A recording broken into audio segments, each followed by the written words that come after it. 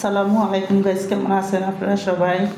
আপনাদের জন্য আমি আজকে একটা পাউরুটি দিয়ে চিকেন দিয়ে একটা বিকালে নাস্তার রেসিপি নিয়ে আসছি। দেখুন, প্রথমে আমি এখানে চিকেনটা একটু আদা, একটু লবণ, একটু আমি গোলমরিচ ফাঁকি দিয়ে সিদ্ধ করতে দিয়ে দিছি। যখন এটা সুন্দর করে সিদ্ধ হয়ে গেছে নামাই দিছি। আর এদিকে পাউরুটির কিনারটি আমি সুন্দর করে দেখুন কাটটা নিছি।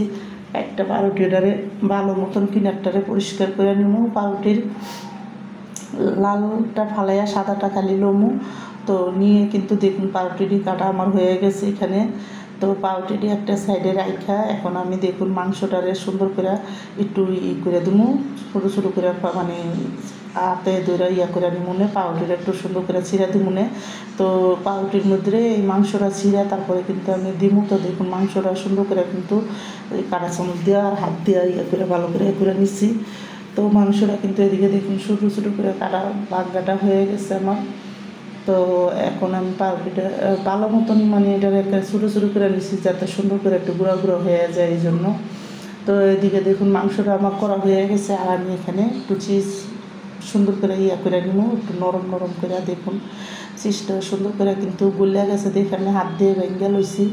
তো দেখুন নেয়া এখন এই চিজটাও আমি দেখুন হাতে একটু সুন্দর করে গুঁড়া গুঁড়া করে নিচ্ছি।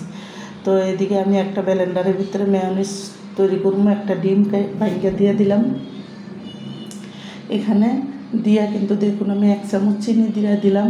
তো 1 চামচ চিনি দিয়া এখন আমি একটা ময়লা পড়ছে এটা ফালাই দিলাম, একটু চিলকা পড়ছিল ডিমের ওটা ফালাই দিলাম, দিয়ে কিন্তু 1 চামচ চিনি এখানে দিয়ে দিছি।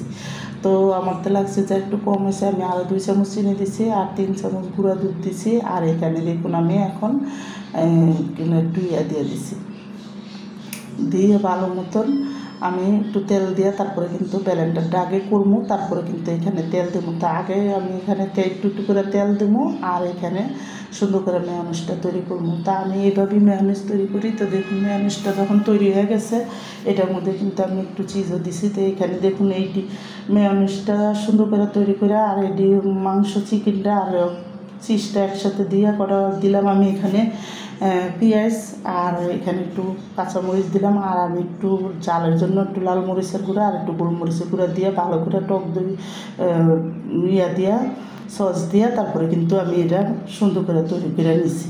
তো তৈরি করে দেখুন আমার তাহলে একটু লবণ লাগবে, আমি একটু লবণ এদিকে দিছি আর একটু গোলমরিচ দিছি, দিয়ে কিন্তু সুন্দর করে তৈরি করে নিছি।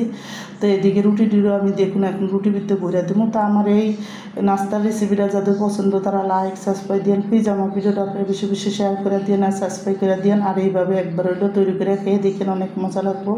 তো আমি দেখুন এখানে সুন্দর করে রুটির মধ্যে তৈরি করে আরেকটা রুটি উপরে করে দিয়ে তারপরে কিন্তু কাটটা দিছি, কাটটা বানাবো।